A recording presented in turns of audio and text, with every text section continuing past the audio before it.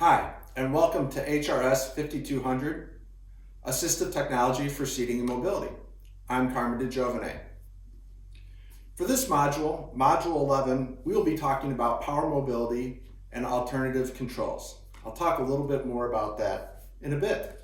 But first, I want to talk about basketball and baseball.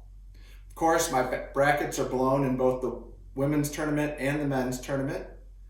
I heard last night that on the women's side, UConn fell in the semifinals, and so that's unusual. And those of you that know a little bit about women's basketball know that that's unusual. So I've decided to turn my attention to baseball. Spring is here. I've got my trusty Chicago Cubs hat on, and I'm hoping for great things with the Cubs. But if they play this season more like they did, let's say a decade ago, about summertime, I'll be saying, wait for next year. Also, I just want to apologize for not getting more videos out over the past couple weeks. As with students, for us teachers and instructors, we have our ebbs and flows throughout the semester, and it was a busy couple weeks for me. So I apologize for not getting more videos out, but I'll get videos out for the remainder of the semester. In modules 8 and 9, we focused on manual wheelchairs.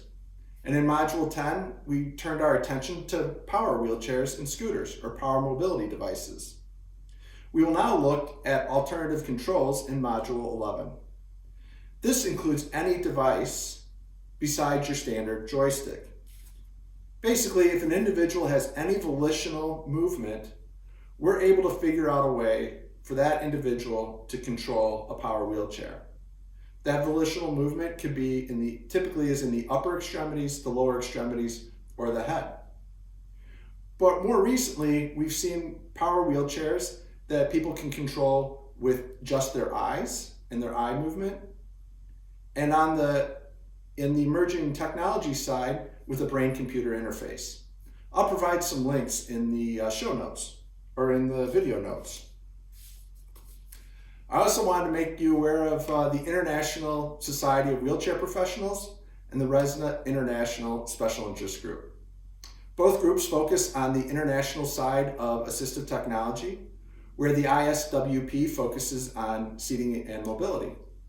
If you're interested in markets outside the United States, so an international market, I highly recommend checking out both organizations. I'll provide links to both the ISWP and the RESNA SIG in the show notes or the video notes. Finally, I wanted to let you know about some upcoming events with the International Seating Symposium. As you may know, the International Seating Symposium conference was moved from the spring to the fall. But in the meantime, there's free videos. They call them Kickoff seminars or Kickoff webinars that are available in this spring and then again in the fall prior to the start of the ISS.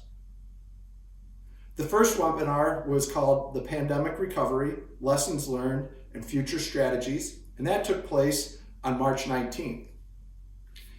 The ISS has made these videos available to you made them available for asynchronous viewing if you want to go look at them and go watch them. So I'll include a link to the webinars. The next webinar is entitled Empower Your Practice with Product Standards. And that'll take place on April 23rd. I'll provide a link to that.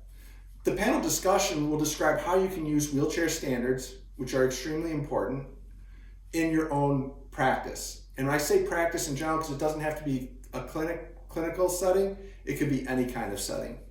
And the standards are international standards. So once again, we're getting that international flavor.